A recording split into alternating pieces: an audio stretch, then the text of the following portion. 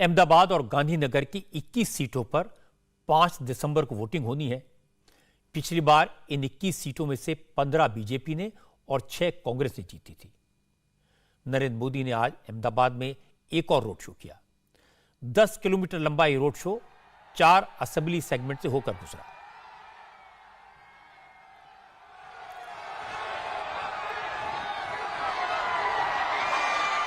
मोदी ने अपने road show के जरिए दरियापुर, जमालपुर, खाड़िया, असावरा और बापूनगर विधानसभा क्षेत्रों को टच किया।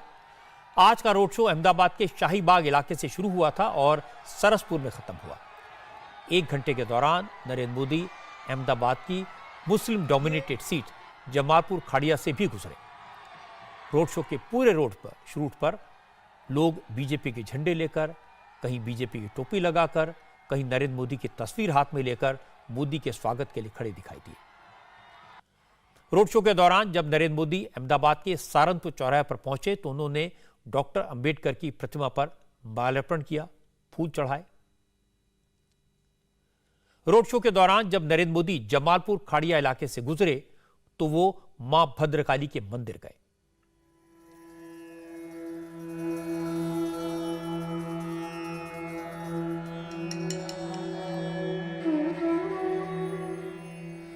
मोदी ने मां भद्रकाली की पूजा की।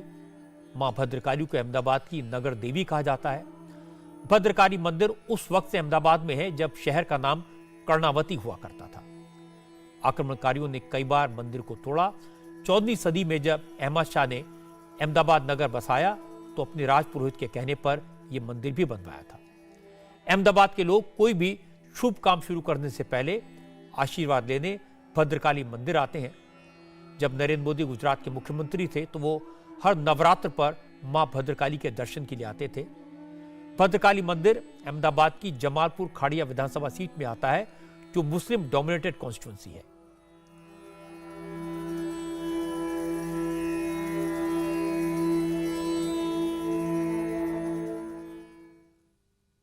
शाम के रोड शो से पहले नरेंद्र मोदी ने आज गुजरात में 3 जनसभाएं की। मोदी की रैलियां बनासकांठा, पाटन और आणंद में हुई। इन 3 जनसभाओं के जरिए नरेंद्र मोदी ने 20 असेंबली सेगमेंट्स की जनता से कम्युनिकेट किया। बनासकांठा जिले में 9 असेंबली सीटें हैं, पाटन में 4 और आणंद जिले में 7 असेंबली सेगमेंट हैं। मोदी ने आज के दिन की शुरुआत की बनासकांठा से। सबसे पहले उन्होंने औगरनाथ मंदिर में जाकर पूजा की। औगरनाथ मंदिर में पूजा करने के बाद नरेंद्र मोदी कांकरेज पहुंचे जहां उन्होंने एक रैली को संबोधित किया। नरेंद्र मोदी ने जनता को कल हुई फर्स्ट राउंड की वोटिंग की रिपोर्ट दी।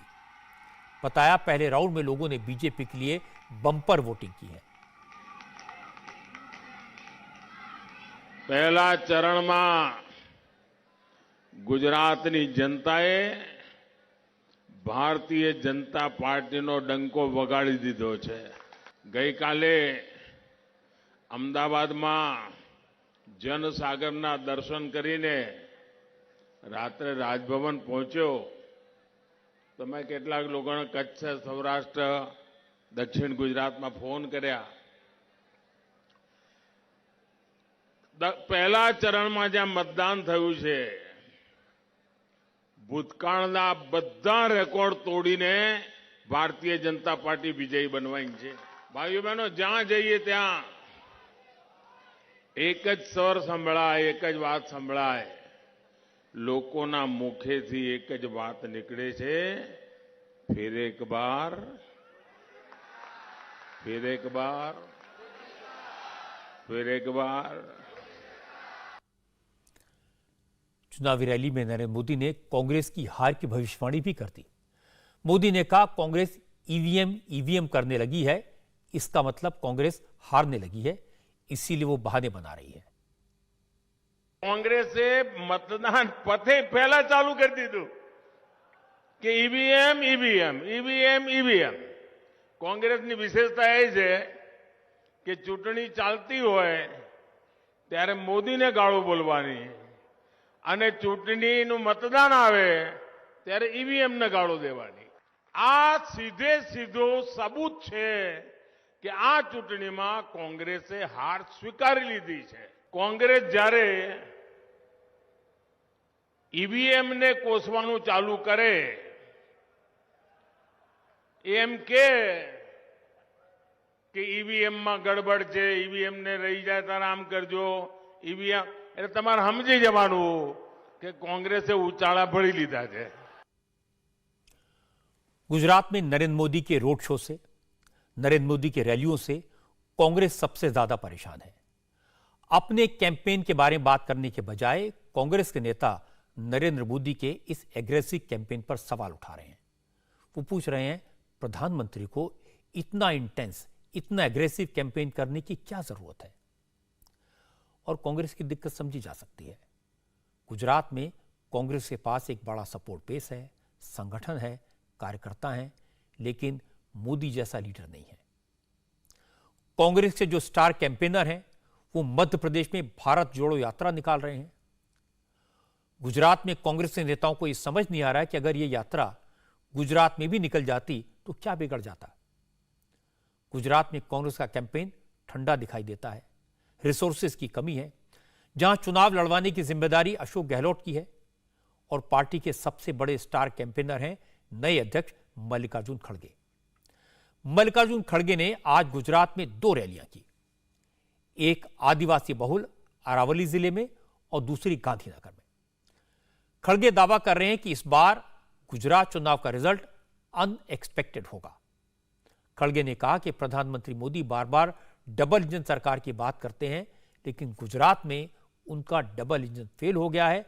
न तो गुजरात के युवाओं को नौकरी मिल रही है, न ही आदिवासियों के हक का ख्याल रखा जाता है। देश के प्रधानमंत्री और राज्य के लोग भी यही बोलते हैं, हमारी डबल इंजन की सरकार है।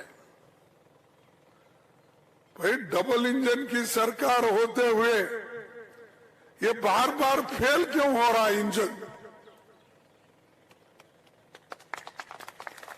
और 6 साल में 3 चीफ मिनिस्टर, इसका मतलब है ये इंजन काम नहीं कर रहे हैं।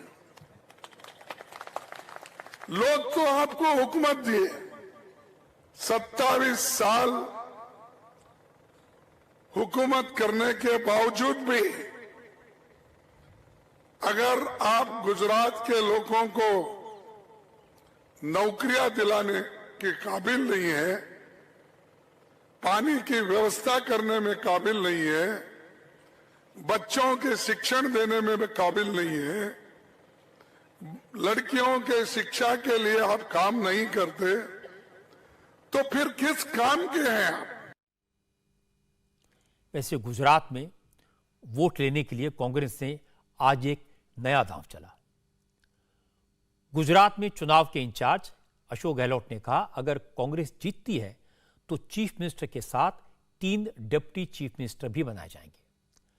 अशोक गहलोत ने कहा कि मुख्यमंत्री ओबीसी समाज से होगा, जबकि एससी, एसटी और लघुमती समाज से एक डिप्टी सीएम होगा। लेकिन हैरानी की बात यह थी कि अशोक गहलोत के इस फॉर्मूले की जानकारी कांग्रेस के अध्यक्ष मल्लिकार्जुन खड़गे को नहीं थी।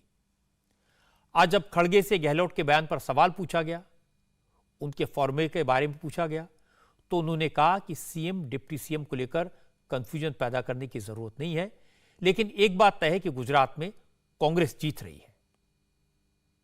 कांग्रेस पार्टी ने निर्णय लिया है कि गुजरात का मुख्यमंत्री ओबीसी समाज से होगा और 3 डेप्यूटी सीएम होंगे एसटी, एसटी, लघुमती से। क्या कहेंगे इसके बारे में? देखो, अब मैं तो अध्यक्ष हूँ, मुझे तो वो निर्णय का मालूम नहीं है। अशोक गहलोत जी ने सुनो, आप मुझे पूछ रहे क्या अशोक गहलोत?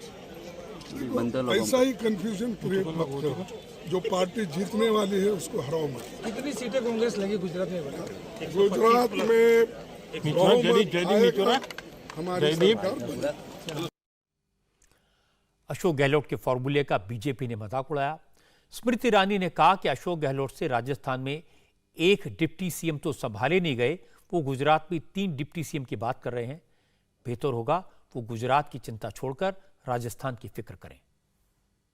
अशोक गहलोत ने कहा है कि कांग्रेस 1 मुख्यमंत्री और 3 डिप्टी सीएम अलग अलग बिरादरी की कास्टें बनाएगी। जिनसे पायलट साहब संभाले नहीं जाते, वो गुजरात की चिंता छोड़ दें तो बेहतर है।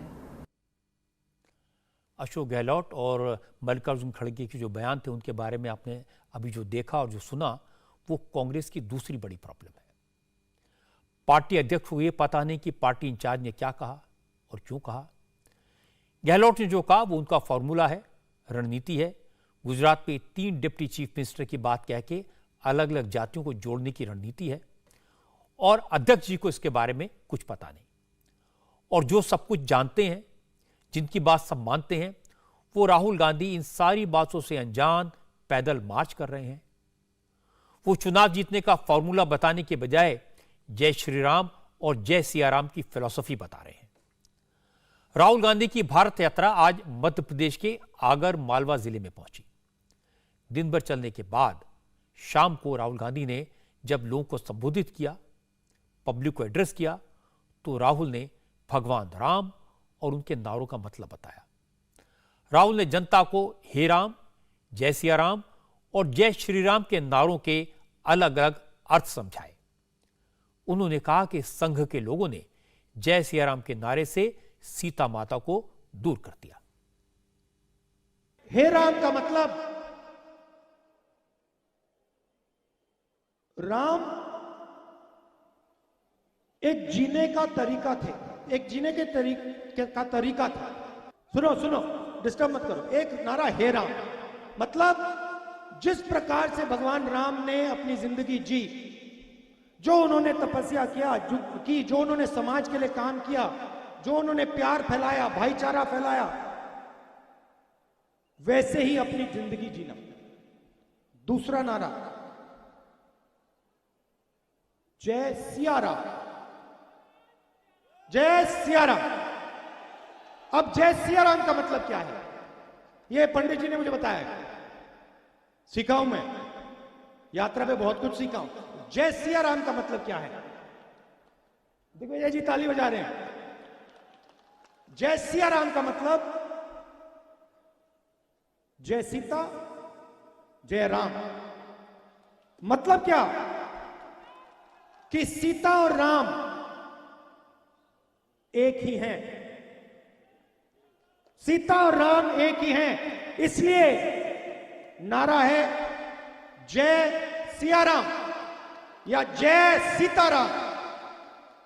तीसरा नारा जय श्री राम, उसमें हम राम भगवान की जय करते हैं। पंडित जी ने मुझसे कहा कि आप अपनी स्पीच में पूछिए कि बीजेपी के लोग जय श्री राम करते हैं मगर कभी जय श्रिया राम और हे राम क्यों नहीं करते?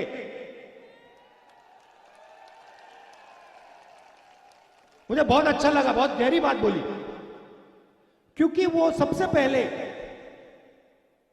आरएसएस के लोग, बीजेपी के लोग, क्योंकि वो सबसे पहले जिस भावना से राम ने अपनी जिंदगी जी, उस भावना से अपनी जिंदगी नहीं जीते हैं। राहुल गांधी हे राम कहें, जय सिया राम कहें, जय श्री राम कहें, पंडित जी के समझाने पर ऐसी बातें करें, ऐसे मुद्दों पर मोदी को और बीजेपी को वो कॉर्नर नहीं कर पाएंगे। और ये समझना मुश्किल है कि राहुल ऐसे इश्यूज पर क्यों चले जाते हैं जहां बीजेपी का डोमिनेंस है। राम का नाम, अयोध्या में मंदिर का निर्माण, ये बीजेपी की कैंपेन का हिस्सा है। बीजेपी भी राहुल के सियाराम और श्रीराम वाली बात को खास गंभीरता से नहीं ले रही। इंडिया टीवी हर वक्त हर जगह डाउनलोड करने के लिए सर्च करें India TV news Google play store या ऐप स्टोर पर।